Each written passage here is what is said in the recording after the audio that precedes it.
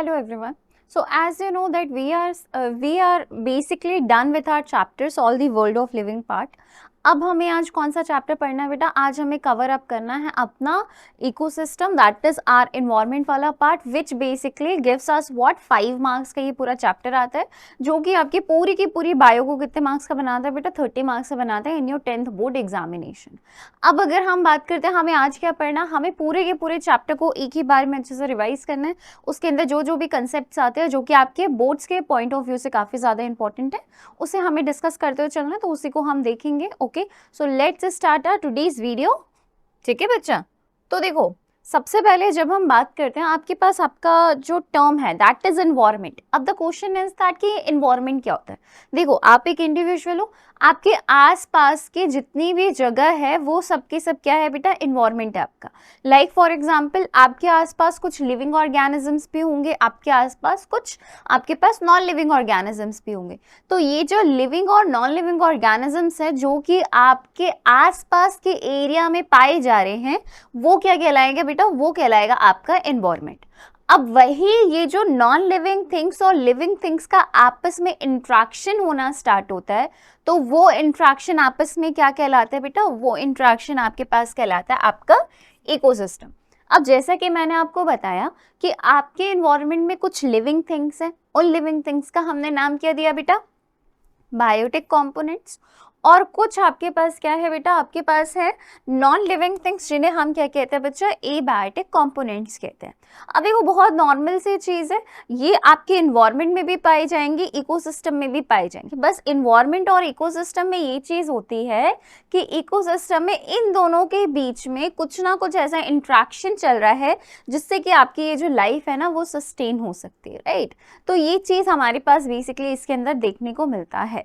अब देखो जब हम बात करते हैं आपके आसपास के एरिया में क्या क्या बायोटिक थिंग्स हो सकते हैं, बहुत सारे हो सकते हैं। कौन कौन से लिविंग ऑर्गेनिजम्स हो सकते हैं?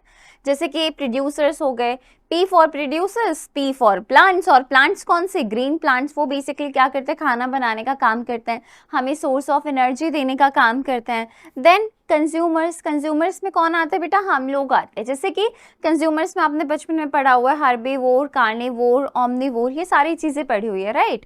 तो ये जो चीज़ें आती है किसके अंदर आती हैं? ये आती कंज्यूमर्स के अंदर, जिसमें आपके पास प्राइमरी कंज्यूमर आता है, सेकेंडरी कंज्यूमर आता है, टर्शरी कंज्यूमर आता है। ओके, कभी कभी कुछ बुक्स में आप देखोगे वहाँ पे आपको क्वार्टनरी कंज्यूमर भी देखने को मिलते हैं और स्कैवेंजर्स भी देखने को मिलते हैं, राइट? इसके बाद आपके पास आता है बेटा डीकम्पोजर्स। डीकम्पोजर्स की अगर हम बात करें तो देखो प्लांट्स हो गए, एनिमल्स हो गए, they all are made from the organic matter. Now what is organic matter? Carbon, hydrogen and oxygen. आपकी बॉडी के अंदर ये तीनों चीजें पाई जा रही है ना। नाउ जहाँ पे भी ये कार्बन, हाइड्रोजन और ऑक्सीजन पाया जाता है उसको हम क्या कहते हैं बेटा? ऑर्गेनिक मैटर कहते हैं। तो अब उस ऑर्गेनिक मैटर बड़ा सा है, उसको ब्रेक डाउन करने के लिए हमारे पास कुछ ऑर्गेनिजम्स होते हैं, तो वो हमारे पास क्या कहलाते हैं बेटा? वो आपके पास कहलाते हैं आपके डीकम्पोजर्स, जो कि सॉइल में रहते हैं। डेड एंड डिकेइंग पार्ट को क्या करते हैं बच्चा? उसे तोड़ते हैं। एबायोटिक पार्ट की अगर हम बात करें तो आपका आज का टेम्परेचर, ठीक है, टेम्परेचर की अगर हम बात करें, या रेनफॉल हो गया, ठीक है, रेनफॉल के साथ सॉइल हो गया, विंड हो गया, वाटर हो गया, एयर हो गया, ये सारी की सारी चीज़ें क्या है बेटा? ये सारी की सारी चीज़ें हैं non living, but still it is important because life is sustaining on an earth, right? So the interaction which is in between the biotic thing as well as abiotic thing, the interaction which produces between them, they basically helps in what? It helps in sustaining the life which is present on the earth, जिसके कारण आप और मैं है यहाँ पे। For example air की बात करें तो आपका एटमॉस्फेयर हो गया, ठीक है। वाटर की बात करें तो आपका हाइड्रोस्फेयर हो गया, जिसके अंदर पानी की सारी चीज़ें आ गई, फ्रेश वाटर, मेरीन वाटर, ये सारी चीज़ें आ गई। ओके, इसके बाद अगर हम बात करते हैं विंड की तो फिर वो भी आपके पास एटमॉस्फेयर के अंदर ही आता है, राइट? विंड हो गया, ब्रीज हो गया। लिथोस्फेयर यानी कि सॉइल की अगर हम बात करते हैं तो एटमॉस्फेयर, हाइड्रोस्फेयर, लिथोस्फेयर, इन तीनों के इंट्रैक्शन में जहाँ पे लिविंग ऑर्गेनिजम्स रहते हैं उसको हम क्या कहते हैं बेटा? बायोस्फेयर कहते हैं। एंड उसी बायोस्फेयर में क्या पॉसिबल है बच्चा? आपकी, मेरी, सबकी लाइफ पॉसिबल है। ओके, चलो आगे देखते बच्चा हम लोग। अब हमें क्या देखना है कि ठीक है ये इकोसिस्टम तो हमने देख लेना, what are the functions of ecosystem. तो फंक्शंस की अगर हम बात करें तो जैसा कि मैंने आपको बताया कि एक तरीके का इंट्रैक्शन है, तो ये जो इंट्रैक्शन स्टार्ट होता है it basically starts from trapping the solar energy, what you have to remember. ठीक है, क्या करता है, अपने इन्वायरमेंट से सोलर एनर्जी को ट्रैप करता है और उसको एनर्जी के अंदर कन्वर्ट कर रहा है। ठीक है, लाइक सारे के सारे ऑर्गेनिजम्स का आपस में कुछ ना कुछ क्या है बेटा, इंट्रैक्शन है। उस चीज को हमने क्या बोल दिया है, आपके पास इकोसिस्टम बोल दिया। एक तरीके से आप ये कह सकते हो कि इंट्रैक्शन और इंटर रिलेशनशिप किसके बीच में, वेरियस पॉपुलेशन के बीच में, या आप ये भी कह सकते हो बायोटिक और एबायोटिक थिंग्स का आपस में इंट्रैक्शन इज द इकोसिस्टम। हम उसको इजीली क्या कर सकते हैं, सुन सकते हैं, देख सकते हैं। ओके, हम उसके बारे में स्टडी कर सकते हैं, ऑल दोज थिंग्स। अगर हम बात करें ह्यूमन बींग्स में बेसिकली क्या होता है बेटा, ह्यूमन बींग्स को बताता है ओके सो दिस इज, ये आपके क्या है, मतलब ये आपका इकोसिस्टम, ये आपके आसपास का एरिया है, कब पॉल्यूशन हो रहा है कब नहीं हो रहा है, कंजर्वेशन कैसे करना है रिसोर्सेज का, ऑल दोज थिंग। और ये देखा गया है कि आपका जो इकोसिस्टम है ना उसके अंदर दो टाइप के एनर्जी फ्लो होते हैं। एक होता है बेटा आपका न्यूट्रिएंट एनर्जी फ्लो, जिसके बारे में आपने पढ़ा है, जैसे कि कार्बन डाइऑक्साइड, कार्बन का न्यूट्रिएंट फ्लो हो गया, ऑक्सीजन का हो गया, सल्फर का हो गया, पोटेशियम का हो गया, मिनरल्स का हो गया, ये सारा। और दूसरा हमारे पास क्या होता है बेटा, आपके पास ये जो एनर्जी होती है ये बेसिकली कैसी होती है बच्चा, ये यूनि डायरेक्शनल होते हैं और साइक्लिक होती है, यानी कि वापस आते हैं। जैसे कि हमने बचपन में नाइट्रोजन साइकिल पढ़ा था ना, तो सेम वो वापस आते हैं, एटमॉस्फेयर से आई एटमॉस्फेयर में वापस चली गई। तो ये चीज हमारे पास क्या है बच्चा, ये आपके पास है कि ये जो न्यूट्रिएंट्स का मूवमेंट वगैरह भी हो रहा है उसको भी हम बहुत अच्छे से स्टडी कर सकते हैं अपने इकोसिस्टम में, राइट। अब हमारे पास आते हैं बेटा प्रोड्यूसर्स। प्रोड्यूसर्स की अगर हम बात करें तो producers are basically what, producers are basically, जब भी हम अपने इकोसिस्टम की बात करते हैं, जैसा कि मैंने आपको बताया कि खाना बनाने का और सोर्स ऑफ एनर्जी, यानी कि ये क्या है, हमारे एनर्जी का सोर्स है, वो क्या होता है बेटा, आपके पास प्रोड्यूसर्स होते हैं। फूड चेन का जो फर्स्ट पार्ट होगा, यानी कि हमेशा फर्स्ट ट्रॉफिक लेवल किसका होता है बेटा, प्रोड्यूसर्स का होता है, याद रखिएगा। ठीक है, अब यहाँ पे मैं आपको एक थोड़ा सा हिंट दे देती हूँ। ये देखा गया है कि हम अभी क्या पढ़ेंगे बेटा, 10% लॉ पढ़ेंगे। अब उस 10% लॉ के अकॉर्डिंग ये देखा गया कि ये जो ग्रास है या ये जो प्रोड्यूसर है, ये अपने सन से कितना परसेंट लाइट को एब्जॉर्ब करता है बेटा, कितना परसेंट लाइट एनर्जी को एब्जॉर्ब करता है, 1%। और इसी के आगे ये देखा गया कि ये आगे आने वाली जनरेशन्स में कितना आगे आपके पास हमारे पास पास ऑन हो रहा है एनर्जी, 10% यूज आपके पास पास ऑन हो रहा है, और बाकी के जितने बची हुई energy it is basically used up by the organism, क्योंकि उसका खुद का भी तो मेटाबॉलिक काम होगा ना, यानी रेस्पिरेशन होगा, बाकी सारे काम करने होंगे, तो वो सारी की सारी जरूरत उसकी कहाँ से पूरी होगी बेटा, वो सारी इसी फूड से पूरी होगी। तो यानी कि अपनी बॉडी पे उसने एनर्जी लगाई और आगे कितनी पास ऑन कर रहा है, 10% ही सिर्फ पास ऑन कर रहा है, यानी कि ग्रास से डियर के पास कितनी गई है, 10% गई है एनर्जी। वहीं पे डियर से लॉयन के पास कितनी गई है बेटा एनर्जी, 10% गई है, क्योंकि बाकी की बाकी चीजें, बाकी सारी एनर्जी तो उस ऑर्गेनिज्म ने खुद ही एब्जॉर्ब कर लिया ना भाई, उसके भी तो डे टू डे फंक्शन है, जैसे डाइजेस्टिव सिस्टम, आपके पास respiratory system, all the other things which is basically producing inside the body, and all the metabolic reactions which is basically taking inside the body of an organism, so they all required energy, it is a energy requiring process, okay। तो ये जो बाकी की energy है वो इस चीज के लिए जो ऑर्गेनिज्म होता है वो यूज कर लेता है। तो इस चीज को हम क्या कहते हैं बेटा, 10% लॉ कहते हैं। आप इसको कैसे बता सकते हो कि ओनली 10% ऑफ द एनर्जी वो हमारे पास एक ट्रॉफिक लेवल से दूसरे ट्रॉफिक लेवल के अंदर जा रहा है, और वो हमारे पास क्या होता है, ट्रांसफर होता है। ठीक है, ये चीज आपको यहाँ पे याद रखनी है। जैसे कि मान लो हमारे पास क्या हुआ, सोलर एनर्जी आपके पास कितना मिला, आपके पास एब्जॉर्ब किया सोलर एनर्जी 1000 जूल, तो उसका जो 1% हमारे पास आया वो कितना आया बेटा, प्लांट के पास आया 100 जूल। और फिर अगर हम बात करें हमारे पास वो 1 जूल, डियर के पास कितना है बेटा 10%, लॉयन के पास तुरंत कितना आया बच्चा, वो आपके पास आया। देखो बहुत नॉर्मल सी चीज है, यहाँ पे अभी हम इससे रिलेटेड क्वेश्चंस भी करेंगे, आप इसके ऊपर इतना वो मत करिए, यानी कि बहुत सिंपल सी बात है। सन से जब ग्रास के पास एनर्जी मिली तो कितनी एनर्जी आई बेटा, 1000 जूल की एनर्जी मिली। 1% हम करेंगे, 1% ऑफ 1000 जूल कितना हुआ, यानी प्लांट ने कितनी एनर्जी अपने लिए ली, वो ली उसने 1000 जूल यूज किया। अब 10% आगे आगे पास ऑन हो रहा है, तो डियर को कितनी एनर्जी मिली बेटा, इसका 10% कितना होता है, 100 का 10% 1 जूल हो गया, और फिर 1 जूल का 10% कितना होता है बेटा, 0.1 जूल होता है, जो कि हमारे पास लॉइन हो गया। अभी हम इसे करेंगे भी, सो डोंट वरी, ठीक है। इस तरीके से हमारे पास energies are basically transferred, right. अब हम थोड़ा कंज्यूमर देख लेते हैं। कंज्यूमर में हमारे पास क्या आता है बेटा, प्राइमरी कंज्यूमर आते हैं, जिन्हें हम क्या कहते हैं, हर्बीवोर्स कहते हैं, यानी कि ग्रास ईटिंग ऑर्गेनिजम्स। यानी कि आप किसी को भी ले लो, आप काऊ को ले लो, ठीक है, आप डेयर को ले लो, आप गोट को ले लो, किसी को भी ले लो, they all are what, they are basically feeding on the producers. यानी कि वो ऑर्गेनिजम्स जो कि क्या कर रहे हैं, ग्रुप ऑफ ऑर्गेनिजम्स जो कि प्रोड्यूसर्स के ऊपर फीड कर रहे हैं, ठीक है। इसके बाद हमारे पास आता है बेटा कार्निवोर्स। कार्निवोर्स की जब हम बात करते हैं, so they comes under the category of secondary consumers, basically flesh eating और मीट ईटिंग ऑर्गेनिजम्स जो कि हार्बीवोर्स के ऊपर क्या करते हैं, टारगेट करते हैं, राइट। इसके बाद हमारे पास आता है बेटा पैरासाइट्स। पैरासाइट्स की अगर हम बात करें, so they basically live inside और outside the body of host organism, right. ये हमारे पास कुछ भी हो सकता है, जैसे आपके पास लीस वगैरह हो गए, राइट, ये सारे हो गए। देन हमारे पास आते हैं ओमनिवोर्स, जिनको हमने कैटेगराइज किया इनटू टर्शरी कंज्यूमर्स, ठीक है। और ये आपके पास दोनों plant as well as flesh को भी क्या कर सकते हैं, इजीली हम फीड कर सकते हैं। जैसे कि हमारे पास इसका एग्जाम्पल कौन सा है बच्चा, क्रो का है, ठीक है। Crow is what, omnivores. आप क्या हो, आप भी ओमनिवोर्स हो, राइट। तो ये चीज हमारे पास हो गया।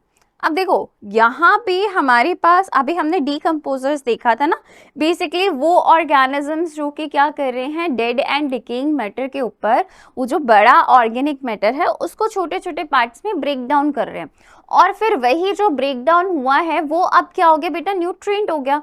और वो न्यूट्रिएंट को कौन एब्जॉर्ब करेगा, आपके प्रोड्यूसर्स एब्जॉर्ब करेंगे, यानी कि प्लांट्स एब्जॉर्ब करेंगे।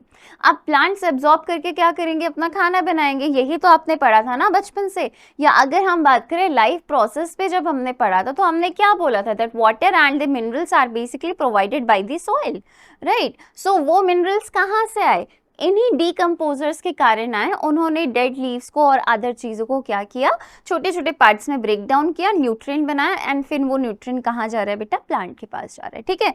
तो अब इन डीकम्पोजर्स की हम थोड़ी सी इंपॉर्टेंस देख लेते हैं। This has been asked in your paper.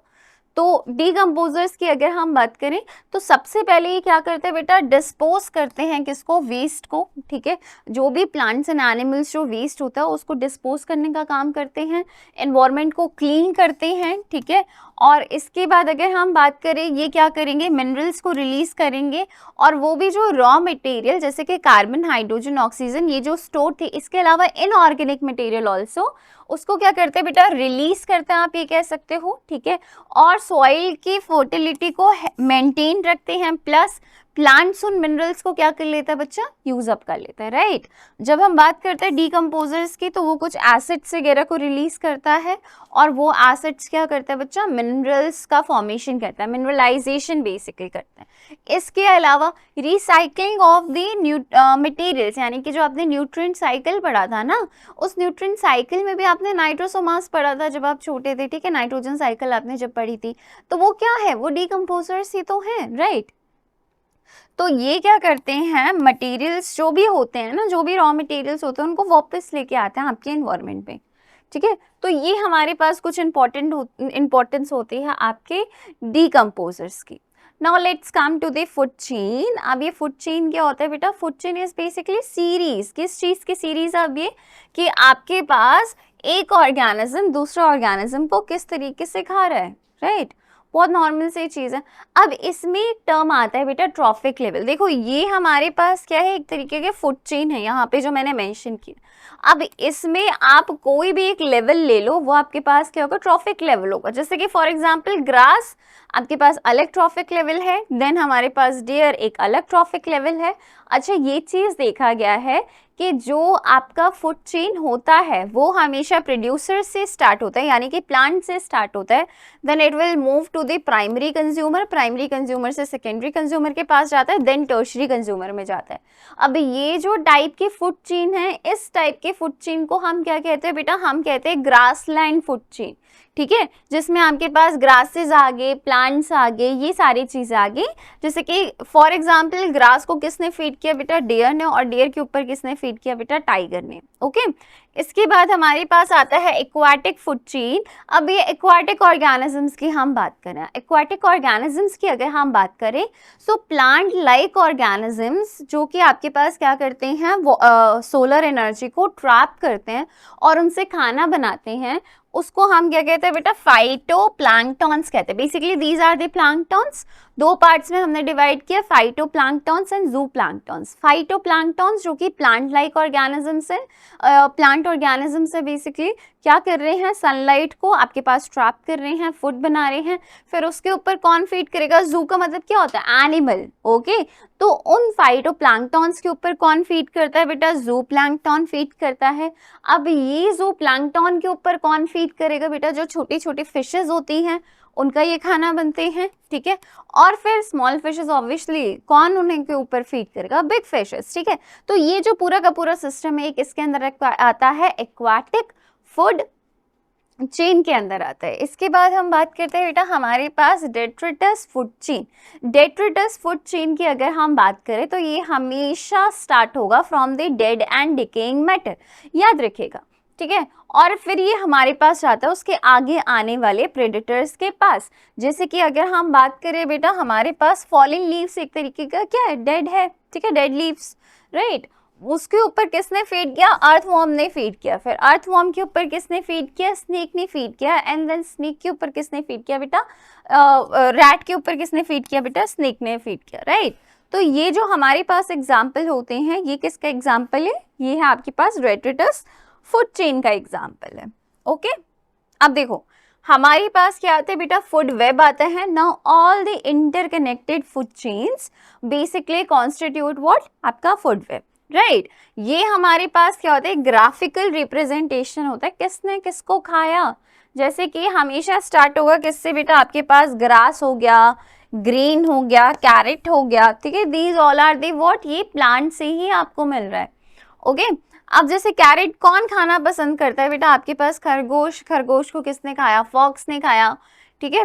ये भी हो सकता है ग्रीन को किसने खाया, बर्ड ने खाया, बर्ड को किसने खाया, फॉक्स ने खाया, ठीक है। So they are basically what, inter related. As you can see here all the food chains are basically inter related with one another, which basically comprises of what, which basically comprises of food web. Now 100% ऐसा होता है, ये देखा गया है कि आपसे ये क्वेश्चन पूछ लिया ही जाता है, रिपीटेड क्वेश्चन है ये।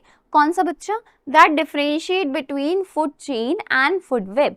नाउ फूड चेन और फूड वेब की अगर हम बात करें तो फूड चेन में आप क्या बोलोगे कि ये हमारे पास एक लीनियर, आप ये कह सकते हो, रिप्रेजेंटेशन है कि किस तरीके से एनर्जी एक ट्रॉफिक लेवल से दूसरे ट्रॉफिक लेवल में जा रही है। वाइल जब हम बात करते हैं फूड वेब की तो इट इज बेसिकली व्हाट, जैसा कि मैंने आपको बताया कि ये इंटरकनेक्टेड क्या है बेटा, फूड चेन है, ठीक है। फूड चेन की अगर हम बात करें तो ये बहुत ही सिंपल और स्ट्रेट फॉरवर्ड होता है, बल्कि वहीं पे फूड वेब की बात करें it is complex because it is basically what, interconnected chains होते हैं आपस में, ठीक है। ये 3 से 4 ऑर्गेनिजम्स के अंदर क्या होता है, आपके पास लिमिट हो जाता है, बल्कि फूड वेब नहीं, उसमें तो आपके पास है ही नहीं, खूब ढेर सारे ऑर्गेनिजम्स आपको देखने को मिलेंगे, ठीक है। देन एनर्जी फ्लो की बात करें तो फूड चेन की जो एनर्जी फ्लो होती है वो हमेशा यूनिट डायरेक्शनल होती है, ठीक है। फूड वेब में जो एनर्जी फ्लो होती है वो मल्टीपल डायरेक्शंस में फ्लो करती है, ओके। अगर हम बात करें फूड चेन्स कम स्टेबल होते हैं, वहीं पे फूड वेब जो होता है वो आपके पास अगर एक फूड चेन के अंदर क्या हुआ, डिस्ट्रक्शन हुआ, तो दूसरा फूड चेन उसे क्या करेगा, कवर अप कर लेगा। It means that food web are more stable as compare to that of food chain. अभी हम पढ़ेंगे ऐसा क्यों है, ठीक है, इस चीज को अभी हम पॉइंट को प्रूव करेंगे। अब देखो फूड चेन की अगर हम इम्पोर्टेंस की बात करें तो फूड चेन में हमारे पास क्या होता है, जो बेसिक एनर्जी होता है वो एक ऑर्गेनिज्म से दूसरे ऑर्गेनिजम्स में जा रहा है, ठीक है, एक ऑर्गेनिज्म से दूसरा ऑर्गेनिज्म में जा रहा है। वाइल फूड वेब में हमारे पास क्या होता है बेटा, कॉम्प्लेक्स, आप ये कह सकते हो कॉम्प्लेक्सिटी देखने को मिलती है। फ्लेक्सिबिलिटी की बात करें तो आपके पास लिमिटेड होती है, वेरिएशन एंड कुछ पैटर्न्स देखने को मिलते हैं। इसके एग्जाम्पल्स, अच्छा एग्जाम्पल जरूर लिखना, ठीक है, जैसे ग्रास हो गया आपके पास, और क्या हो गया बेटा, रैबिट हो गए, फॉक्स हो गए, ये सारे, ओके। और इसके बाद जब हम बात करते हैं हमारे पास क्या आता है, जैसे फूड वेब हो गया, वो आप ये कह सकते हो एक ज़्यादा डायनामिक, और आप अपने इकोसिस्टम को अच्छे से उसके अंदर स्टडी कर सकते हो, राइट। एंड फूड वेब की अगर हम बात करें so they are the interlinked food chain, तो आप किसी भी 3-4 को आपस में लिंक करके लिख सकते हो, ओके। तो देखो बेटा हमारे पास अब क्या है, अब हमारे पास है multiple choice question. Multiple choice question, as you can see that which of the following constitutes a food chain, ऐसा कौन सा होगा जो कि फूड चेन को कॉन्स्टिट्यूट करेगा। अब यहाँ पे ऑप्शन देखिए, ग्रास, व्हीट, मैंगो।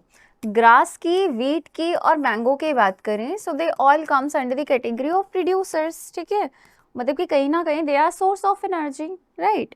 यहीं पे अगर हम बात करें ग्रास, फिश एंड गोट, तो चलो अगर हम बात करते हैं ना, ग्रास फिश की कैटेगरी में जा रहा है और ना ये तो हर्बीवोर है, ठीक है। अगर हम बात करें तो गोट तो ग्रास को खा सकता है, बट क्या फिश नहीं, तो this doesn't sound good, okay.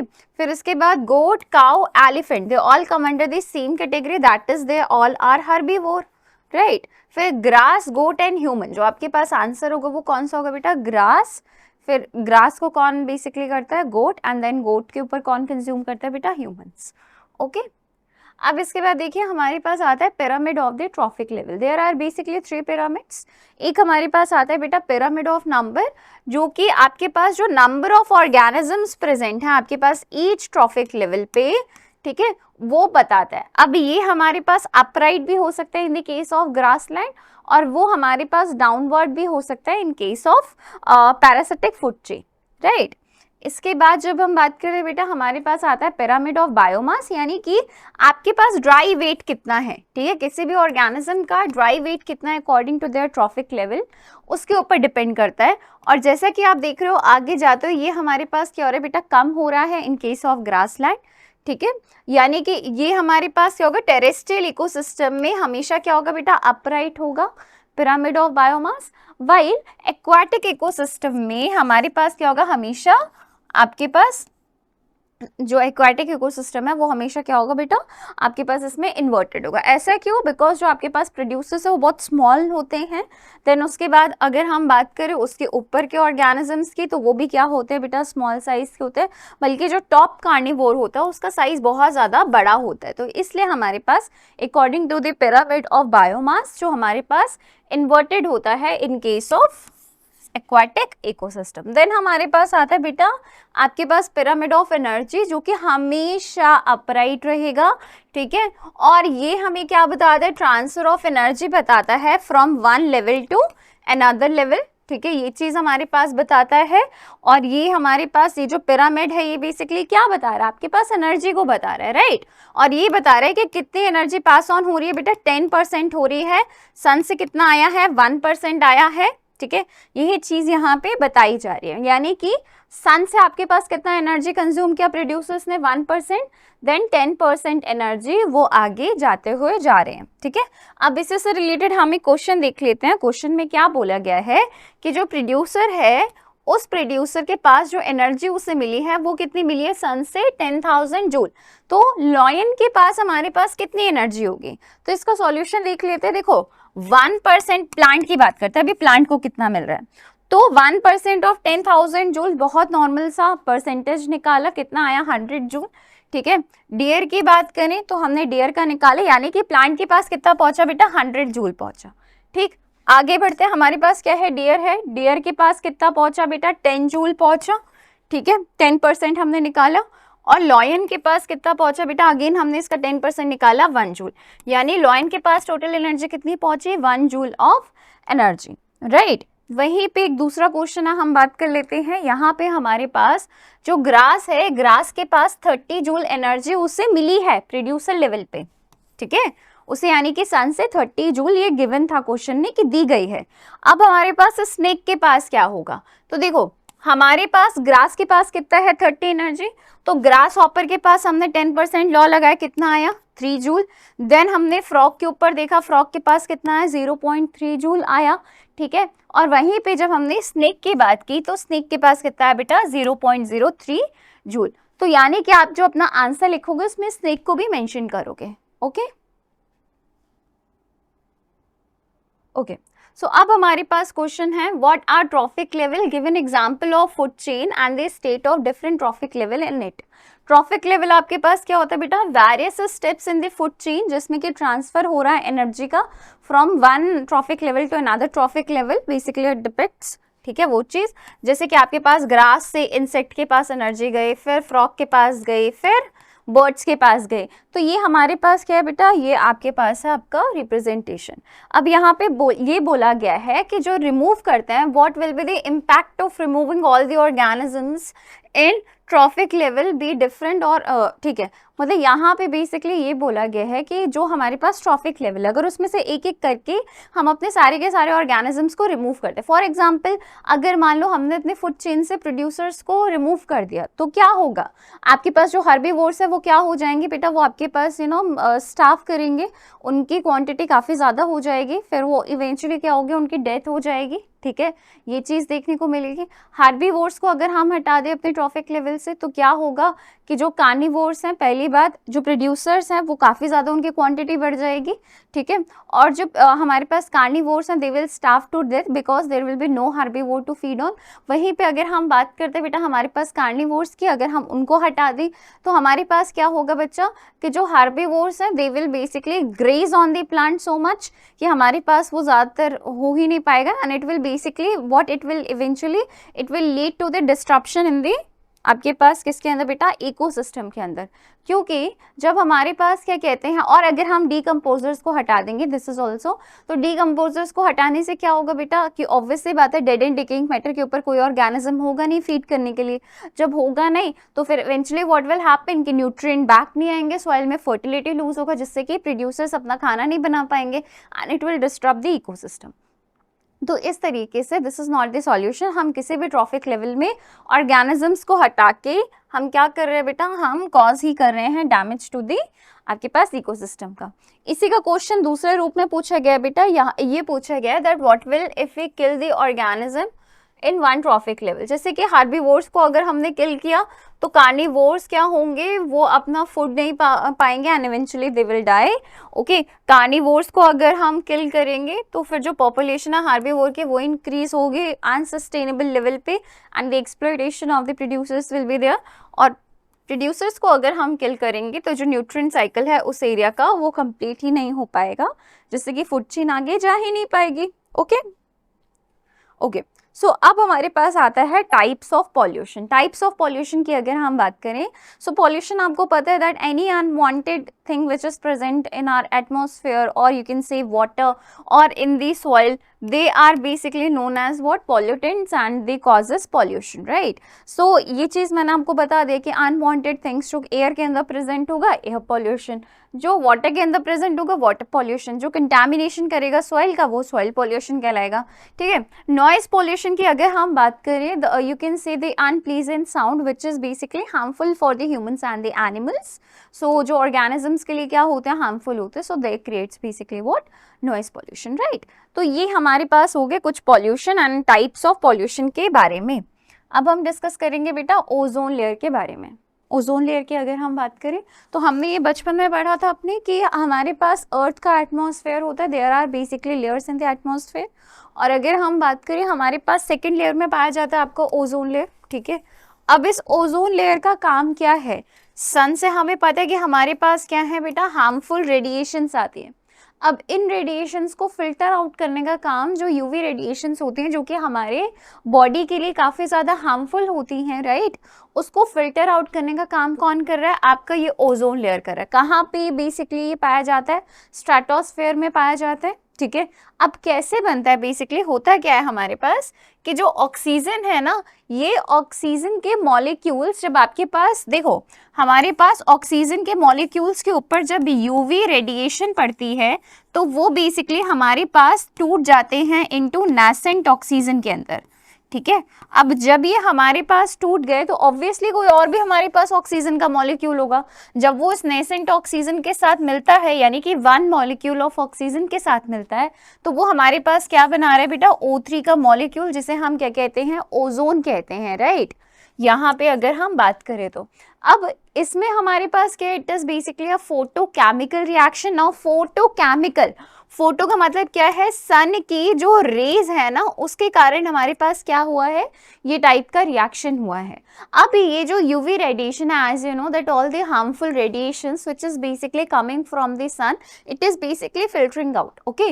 अगर ये ना हो, जैसे कि हमें ये पता है कि कुछ टाइम पीरियड पहले ये पता चला था, साइंटिस्ट ने ऑब्जर्व किया था that we are using some kind of the products, अभी हम उसे भी पढ़ेंगे, और उसके कारण ओजोन के अंदर एक होल देखने को मिला था around the Antarctica region, and that is basically known as ozone hole. अब क्या हमारे पास हो सकते हैं इसके कॉन्सिक्वेंसेस, जैसे कि स्किन कैंसर हो सकता है, ठीक है। Skin cancer is one of the major issues जो कि हमारे पास ओजोन लेयर के कारण हो सकता है, ठीक है, ओजोन होल के कारण हो सकता है, तो ये सारी चीजें। अब ये जो ओजोन होल आया था, ये क्यों आया था और हम कैसे अपने ओजोन लेयर को प्रोटेक्ट कर सकते हैं, right. So there are some steps which can be आपके पास टेकन। अब देखो, the major cause of the ozone layer was what, it was basically CFCs, यानी कि जो यूज हम कर रहे थे ना अपने CFCs को, दैट इज क्लोरोफ्लोरोकार्बन। ये जो क्लोरोफ्लोरोकार्बन एमिट हो रहा था, ठीक है, जो कि एक तरीके का इनर्ट केमिकल है, ये basically it is basically used as a freon. अब फेरॉन जो है वो उस टाइम पीरियड में, यानी कि अगर हम 90s की बात करें, 80s की बात करें, 80s 90s में, 70s में, उस टाइम पीरियड में क्या होता था कि refrigerator as well as AC में ये हमारे पास यूज होता था as a cooling agent. CFC की हम बात करें, फेरॉन्स की हम बात करें, इसके अलावा जो फायर एक्सटिंग्विशर होता है ना, वो भी उसके अंदर भी यूज होता था। अब क्या हुआ कि इसका यूज काफी ज्यादा होता था, एक्सटेंसिव यूज होने से क्या हुआ that there is a hole which is basically found over the Antarctica, मतलब कि हमारे ओजोन लेयर में देखने को मिला, राइट। अब ये देखा गया कि जो एक सिंगल क्लोरीन का एटम है ना, सिर्फ एक सिंगल क्लोरीन का एटम Cl2 होता है ना, ये हमें पता है, बट यहाँ पे सिर्फ एक सिंगल जो क्लोरीन का एटम है वो बेसिकली क्या कर सकता है, अप्रोक्सीमेटली इतने ओजोन के मॉलिक्यूल्स को डिस्ट्रॉय कर सकते हैं, यानी अप्रोक्सीमेटली 1 लाख ओजोन के मॉलिक्यूल्स को डिस्ट्रॉय कर सकता है, राइट। और ये चीज देखने को मिला कि एक हमारे पास प्रोटोकॉल आया था जिसे हम कहते हैं कोयोटो प्रोटोकॉल, एंड उस प्रोटोकॉल में देयर वर काफ़ी ढेर सारी कंट्रीज वहाँ पे मिली थी, और उन्होंने जो ये CFCs है ना इसको बैन किया था। और ये देखा था, किसने किया था बेटा, यूनेप ने बेसिकली क्या किया था, एक एग्रीमेंट साइन करवाया था, फोर्जिंग एन एग्रीमेंट, और उसके अंदर बेसिकली क्या किया था, सारी की सारी कंट्रीज ने बोला था कि वो CFCs को नहीं यूज़ करेंगे, ठीक है। एंड जिस तरीके से ये जो ओजोन लेयर है ना, कुछ आप ये बात करो 2008 में, 2015 में, ये जो रिसेंट का डाटा है ना, इस टाइम लाइन के पीरियड में ये देखा गया कि वो जो ओजोन लेयर था वो अब धीरे धीरे करके क्या हो रहा है, रिप्लेनिश हो रहा है, यानी कि वो फिर से बन रहा है, राइट, काफ़ी हद तक कम हो गया। अब हमारे पास ये है that question is the question आपके ये बुक का ही है, ठीक है, that why is damage to the ozone layer cause a concern, what are the steps being to, इसको लिमिट करने के लिए क्या हम कर सकते हैं। तो देखो, अगर हम बात करें, हमें अच्छे से पता है कि जो ओजोन लेयर है वो इसलिए हमारे लिए कंसर्न का है क्योंकि ओजोन लेयर अगर डिसअपियर हो जाएगी हमारे एटमॉस्फेयर से, तो जो एक्सट्रीमली हार्मफुल यूवी रेडिएशंस हैं जो कि सन से एमिट हो रहे हैं वो अर्थ के ऊपर डायरेक्टली आएंगे, फिल्टरिंग आउट का काम नहीं होगा, ठीक है। एंड ये क्या करेंगे, कुछ आपके पास कैंसर्स और जो अदर एलिमेंट्स होते हैं इनको क्या करेंगे बच्चा, कॉज करेंगे, ओके, एंड डैमेज कर सकते हैं प्लांट्स को भी एज वेल, राइट। अब अगर हम बात करें, हमारे पास United Nations Environment Programme UNEP ने बेसिकली क्या किया था, एनॉनमसली, उन्होंने बेसिकली एक एग्रीमेंट को उन्होंने साइन करवाया था, जिसके अंदर जो CFC प्रोडक्शन है उसको क्या किया गया, कम किया गया, ठीक है। तो ये चीज़ हमारे पास था। अब यहाँ पे एक फिनोमेना आता है जिसके ऊपर आपसे एक एक मार्क्स का क्वेश्चन कभी कभी पूछ लिया जाता है, that what is biological magnification. अब जब आप बायोलॉजिकल मैग्निफिकेशन का डेफिनेशन लिखोगे, मान लो 1 मार्क्स का है, तो आपके पास जो कॉपी जाते हैं ना, उसमें हाफ मार्क्स का ये होता है, हाफ मार्क्स का आपके पास एग्जाम्पल होता है ना। तो हमेशा याद रखिएगा कि आप एग्जाम्पल जरूर रखिएगा। क्या है, बस एक छोटा सा आपको यही तो लिखना है, क्या लिखना है, छोटे से आपको फूड चेन लिख देनी है, राइट। अब यहाँ पे बायोलॉजिकल मैग्निफिकेशन होता क्या है, देखो मैग्निफिकेशन, कोई चीज बढ़ रही है, मैग्नीफाई हो रही है, ठीक है। अब यहाँ पे ये देखा गया, जैसे कि आप जानते हो कि हमारे पास आजकल के जो क्रॉप्स होते हैं उनके अंदर हम पेस्टिसाइड्स का यूज करते हैं, राइट। अब ये जो पेस्टिसाइड्स हैं, क्या हुआ कि ये मान लो कि हमारे पास यहाँ पे हमने क्या किया, कुछ पेस्टिसाइड्स ऐड किए, ठीक है। अब इन पेस्टिसाइड्स वगैरह को बेसिकली किसने यूज किया बेटा,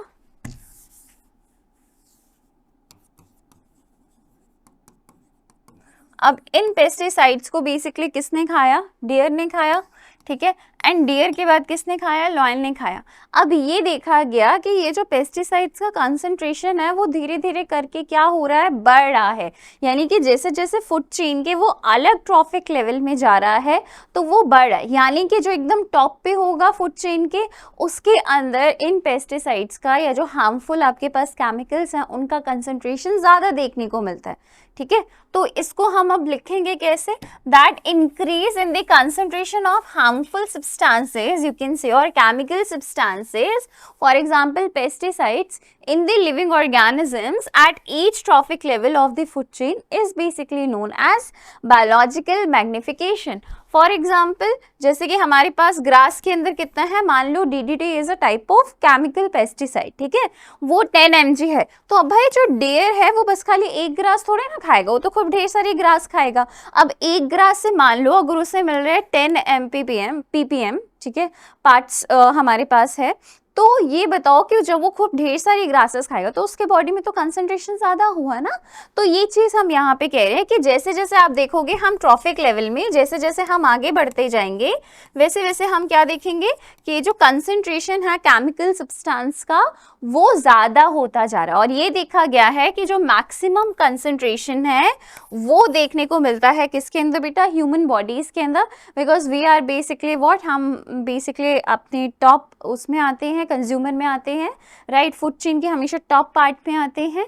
तो इसलिए आप ये कह सकते हो tertiary consumers we are basically, so that is why हमारे अंदर जो ये कंसंट्रेशन है सारे के सारे पेस्टिसाइड्स का वो ज़्यादा देखने को मिलता है, ओके।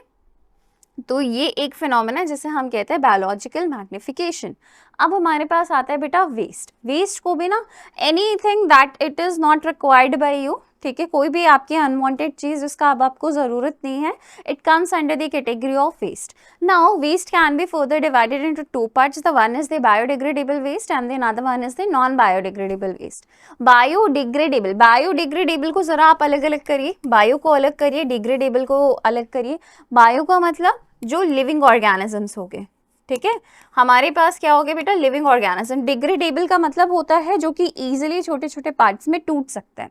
अब देखो इसका ना एक बहुत छोटा सा एग्जांपल है, जैसे कि क्या हुआ, मान लो कि आपके पास लीफ गिरी, ठीक है, लीफ किसकी बनी हुई है, ऑर्गेनिक मैटर की बनी हुई है, ठीक। अब वो जो लीफ है वो क्या होगा, माइक्रो ऑर्गेनिजम्स उसके ऊपर फीड करेंगे, यानी कि वो वेस्ट जो कि आपके पास ऑर्गेनिक मैटर का बना हो और वो छोटे छोटे पार्ट्स में टूट सकता है या कन्वर्ट हो सकता है, उसको हम क्या कहते हैं बेटा, बायोडिग्रेडेबल वेस्ट कहते हैं, because the micro organisms can basically feed upon it, okay. जैसे कि आपके पास फ्रूट्स के पील हो गए, वेजिटेबल्स के पील हो गए, ठीक है, टेबल के स्क्रैप्स वगैरह हो गए, जो भी आपका बचा हुआ खाना है, जो भी ऑर्गेनिक चीज़ें हैं वो सारी बायोडिग्रेडेबल में आएंगी। बायो यानी कि जो भी लिविंग ऑर्गेनिजम्स हैं जो कि डिग्रेड हो जाएंगे by the micro organisms which is present in the soil, उसको हम कौन सा वेस्ट कहते हैं बेटा, बायोडिग्रेडेबल वेस्ट कहते हैं, ओके। अब इसके बाद हमारे पास आता है बच्चा नॉन बायोडिग्रेडेबल। नॉन का मतलब अब ये नहीं हो सकता है, यानी कि ये कुछ ऐसे सब्सटेंसेस का बना हुआ है कि जो माइक्रो ऑर्गेनिजम्स प्रेजेंट है ना, it can not degraded, it can not converted into smaller parts. जैसे कि प्लास्टिक्स हंड्रेड्स ऑफ ईयर्स तक ऐसे ही रहता है, कोई चेंज देखने को नहीं मिलता है, ठीक है। प्लास्टिक्स हो गए, पॉलीथिन हो गए, ये सारे इसके एग्जाम्पल हैं। दोनों के बीच में डिफ्रेंसिएशन देख लेते हैं। बायोडिग्रेडेबल वेस्ट की अगर हम बात करें तो वो वेस्ट जो कि आपके पास माइक्रोबियल एक्शन से नेचुरली ब्रेक डाउन हो सकते हैं, ब्रोक डाउन हो सकते हैं, that is the one. And non biodegradable की बात करें which can not be broken down basically by the microbes, okay. अब इसके बाद अगर हम बात करें, बायोडिग्रेडेबल आपके पास हार्मलेस होते हैं, नॉन पॉइजनस होते हैं, while the non biodegradable substances they are basically made from the chemicals, right. And they can be, आप ये कह सकते हो कि ऐसा कुछ एक्शन पॉसिबल होता ही नहीं है, like they can not be degraded, right. ये अगर हम बात करें कि जो रॉ मटेरियल है वो वापस चला जाएगा टू द नेचर, बल्कि इसके अंदर हमारे पास कोई भी रॉ मटेरियल रिलीज होता ही नहीं है। अगर हम बात करें कि ये पॉल्यूट करते हैं इन्वायरमेंट को, अगर इनकी क्वांटिटी काफ़ी ज़्यादा प्रेजेंट हो कि वो माइक्रोब्स उसे क्या ना कर पाए, डिग्रेड ना कर पाए, तभी ये पॉल्यूट करेंगे, राइट। बट धीरे धीरे with the passing of time वो भी हमारे पास ख़त्म हो जाएगा। और अगर हम बात करें कि हमारे पास नॉन बायोडिग्रेडेबल वेस्ट सबसे ज़्यादा क्या करता है, पॉल्यूट करते हैं, even in small quantity also, right. अगर हम बात करें इसके अंदर बायो कंसंट्रेशन ऑकर नहीं होता है, बल्कि जब हम इसमें बात करें बायो मैग्निफिकेशन, ठीक है, बायो कंसंट्रेशन या bio magnification is the same thing. Bio magnification अभी हमने वो फिनोमेना देखा, ठीक है, वो इसके अंदर ऑकर होता है because it can easily get into the food chain, ठीक है। फूड चेन के अंदर आपको, जैसे कि अभी एक स्टडी में पाया गया है दैट ह्यूमन बींग्स का जो ब्लड है, जो ब्लड सैंपल्स लिए गए उसके अंदर पॉलीथिन पाया गया, ठीक है। जो पॉलीथिन के स्मॉल माइक्रो पॉलीथिन के पार्टिकल्स होते हैं ना, वो ब्लड सैंपल से देखने को मिले। यानी कि हम ऐसा फूड खा रहे हैं, देखो हम बेसिकली प्लास्टिक नहीं खा रहे, बट हम प्लास्टिक से रैप अराउंड फूड खा रहे हैं या कुछ ऐसी चीज़ें खा रहे हैं, तो वो आपके बॉडी के अंदर भी पहुँच रही है, राइट। सो इसीलिए हमारे पास क्या है यहाँ, इसी को हम कहते हैं बेटा बायो मैग्निफिकेशन, राइट। इसके अलावा अगर हम बात करें बायोडिग्रेडेबल वेस्ट का, रिसाइकलिंग भी हमारे पास पॉसिबल है, बोथ नेचर के थ्रू भी, और हम भी उसे इजीली रिसाइकल कर सकते हैं। वाइल रिसाइकलिंग हमारे पास नॉन बायोडिग्रेडेबल की तभी पॉसिबल है जब हम उसके अंदर इन्वॉल्व हों, ठीक है, because it will a very tedious task, it is a tedious task basically. अब देखिए क्वेश्चन हमारे पास क्या पूछा गया है, give any two ways in which biodegradable substances would effect the environment, ठीक है। अब बायोडिग्रेडेबल सब्सटेंसेस की बात करें तो आप अपने आंसर में कैसे लिखोगे, पहले बताओगे होता क्या है। So it is basically decomposed by the action of the micro organisms, ठीक है, जो कि आपके पास जो बायो जियो केमिकल रिएक्शंस होती हैं, जो न्यूट्रिएंट साइकिल होती है, उसके थ्रू बहुत इजीली क्या होगा बेटा, वो वापस नेचर में चला जाएगा। फर्स्ट थिंग आप ये लिखोगे। और ये हमारे पास जो सब्सटेंसेस होते हैं, ठीक है, ये आपके पास जो इन्वायरमेंट है उसको क्लीन करने का काम करता है, मतलब ये धीरे धीरे करके वो खत्म हो जाएगा, क्योंकि माइक्रोबियल ऑप्शन आपके पास क्या हो रहा है, एक्शन हो रहा है ना। अब यहाँ पे दूसरा क्वेश्चन देखिए क्या पूछा गया है, that give any two ways in which non biodegradable substances would effect the environment. अब देखो आप भी ये चीज बताओ कि हमारे पास नॉन बायोडिग्रेडेबल, पहले आप क्या लिखोगे, it can not be decomposed by the organisms which is present in the soil, ठीक है। इसके बाद आप क्या लिख सकते हो, that they can cause air water as well as soil pollution, ठीक है, इजीली कर सकते हैं। Most of the time non biodegradable waste causes the soil pollution, ठीक है, ये भी आपको पता होना चाहिए। और ये क्या करते हैं बेटा, बायो मैग्निफिकेशन का फिनोमेना देखने को मिलता है, एंड इसका सबसे ज्यादा कंसेंट्रेशन या हार्मफुल इफेक्ट देखने को मिलता है बच्चा ह्यूमंस के अंदर, ठीक है। अब इसके बाद कुछ क्वेश्चन यहाँ पे दिए गए हैं, जैसे कि what are the problems caused by the non biodegradable waste that we generate. अब हमारे पास क्या प्रॉब्लम्स हो सकते हैं, देखो एक चीज मैंने आपको बता दिया क्या होगा, फिनोमेना बायो मैग्निफिकेशन, ये चीज आपने पढ़ लिया है, ठीक है। इसके बाद अगर हम बात करें वो इंक्रीज होता जाएगा, ठीक है, और वो एक ऑर्गेनिज्म से दूसरे ऑर्गेनिज्म में पास ऑन होता जा रहा है, वो खत्म नहीं हो रहा है, ठीक है। और इसकी जो क्वांटिटी है वो हमेशा क्या होगा, इम्बैलेंस करेगा आपके इकोसिस्टम में, that will be harmful for humans as well as for the ecosystem too, right. Next question, if all the waste we generate is biodegradable, will this have no impact on the environment? तो देखो बेटा अगर हम बात करें कि सारे का सारा वेस्ट अगर बायोडिग्रेडेबल भी है तो भी थोड़े तरीके का आपको क्या होगा, थोड़ा बहुत तो देखो इकोसिस्टम के अंदर चेंज देखने को मिलेगा। अगर मान लो आपने कैपेसिटी से ज़्यादा ही वेस्ट प्रोड्यूस करना स्टार्ट कर दिया तो जो माइक्रोब्स हैं उनके लिए भी थोड़ा ज़्यादा प्रेशर अप हो जाएगा, ठीक है। दे विल नॉट ईजिली, आप ये कह सकते हो कि हमारे पास डिस्पोज ऑफ नहीं हो पाएगा, ठीक है।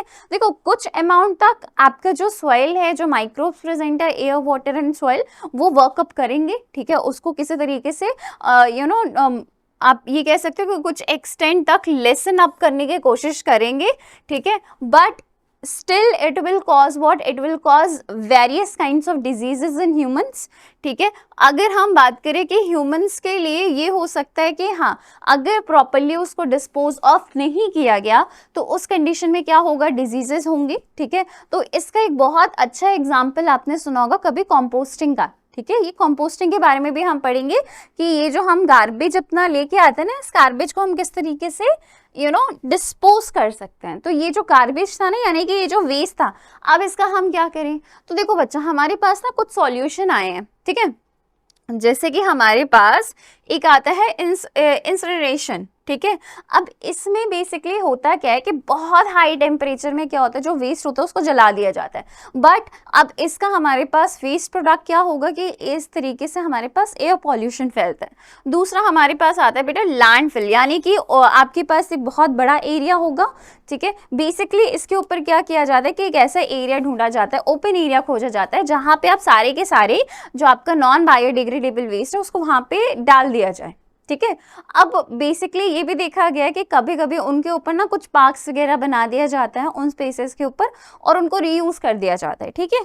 तो ये चीज़ देखी गई है लैंडफिल में। उसके बाद हमारे पास होती है ओपन डंपिंग, ये चीज़ आपने देखा होगा कई बार, ठीक है। ओपन डंपिंग में बेसिकली क्या होता है कि बाहर ये ऐसे फेंका हुआ है, जैसे आप माउंटेन्स वगैरह पे जाते हो, आजकल ये हो रहा है कि माउंटेन्स वगैरह पे लोग जा रहे हैं, ट्रेन में तो बहुत है, बट क्या करते हैं कि वहाँ पे ओपन डंपिंग वाला सिस्टम स्टार्ट कर दे, जिससे कि वहाँ पे क्या हो रहा है बेटा, इकोसिस्टम को हार्म हो रहा है, right. So wherever you will go, just make sure कि आप इधर उधर वेस्ट ना फैलाओ, राइट। इसके बाद आपके पास क्या आता है बेटा, recycle and reuse. Recycle and reuse की अगर हम बात करें, so there are basically 3 R's that you have to remember, reduce, reuse and recycle. Reduce यानी कि आपको जो जरूरत नहीं है उसको ना यूज करो, ठीक है। इसके बाद हमारे पास क्या आया, रीयूज, यानी कि आप ओल्ड चीजों को किस तरीके से नया बना के आप यूज कर सकते हो वो आपके ऊपर है, या उसको आप बार बार यूज कर सकते हो, it is up to you. And recycle का भी अगर हम बात करें तो हम उसका फॉर्म चेंज करके, ठीक है, जैसे प्लास्टिक बॉटल्स का हम फॉर्म चेंज करके उसे किसी दूसरी चीज में यूज कर सकते हैं, ठीक है। तो ये चीज हमारे पास हो गया। Like there, I don't remember the name of the scientist right now, but there was one scientist in India only जिन्होंने प्लास्टिक्स का यूज करके उनको जो ये रोड होता है ना, रोड के अंदर ये यूज किया था, ठीक है। और उससे भी हम इजिली अच्छी खासी रोड बना सकते हैं जो कि वाटर प्रूफ होगा, राइट। तो ये चीज़ था, आप यूज कर सकते हो बेसिकली किसी दूसरे उसमें पर्पस में। अब एक हमारे पास आता है बेटा कंपोस्टिंग। कंपोस्टिंग ये आपने देखा होगा जिनको गार्डनिंग का शौक होगा, ठीक है, ये आपने कंपोस्ट के बारे में पढ़ा भी होगा। एक हम पिट को, बहुत गहरा सा जो पिट होता है उसे हम डग अप करते हैं, राइट। उसके अंदर जितना भी आपके वेजिटेबल पील हो गया, फ्रूट पील हो गए, जो भी चीज़ें हो गई, वुड वगैरह हो गया, जो ऑर्गेनिक मैटर का बना हुआ है, उसको हम क्या करते हैं, डिस्कार्ड करते हैं। फिर उसके ऊपर हम सॉइल रख के आते हैं, ठीक है, या आप ये कह सकते हो फिर उसके ऊपर हम और क्या रख सकते हैं, जो डैम्प क्लॉथ होता है वो रख सकते हैं, उसके ऊपर हम सॉइल रख सकते हैं, राइट। तो ये सारे कुछ वर्क करता है और कुछ टाइम पीरियड तक हम उसे वैसे ही छोड़ देते हैं।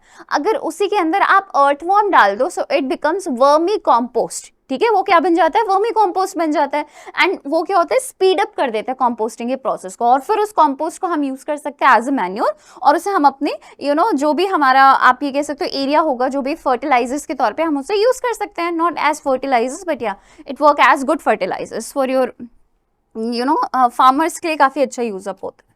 तो चलो इसी से रिलेटेड हम कुछ क्वेश्चंस भी देख लेते हैं जो हमारे बुक में है। So how can you help in reducing the problem of waste disposal, आप ये बता सकते हो। देखो बेटा, एक आप रिसाइकलिंग कर दो, जो भी आपको याद हो ना इनमें से कुछ भी मेथड्स, 3 या 4 मेथड्स आप लिख देना, 2 मार्क्स का 4 मेथड लिख देना, 1 मार्क्स का 2 मेथड लिख देना, ठीक है। तो बहुत सिंपल है। तो रिसाइकलिंग हमारे पास हो गया, जैसे कि आप क्या कर सकते हो, जैसे पेपर, प्लास्टिक और मेटल्स हो गए, उनको हम रिसाइकिल कर सकते हैं, किसी दूसरे वर्जन में यूज अप कर सकते हैं, राइट। इसके बाद हमारे पास क्या है, प्रिपरेशन ऑफ कंपोस्ट, यानी कि जैसा कि मैंने आपको बताया जो बायोडिग्रेडेबल सब्सटेंसेस हैं उनको हम कंपोस्ट के अंदर यूज अप कर सकते हैं, राइट।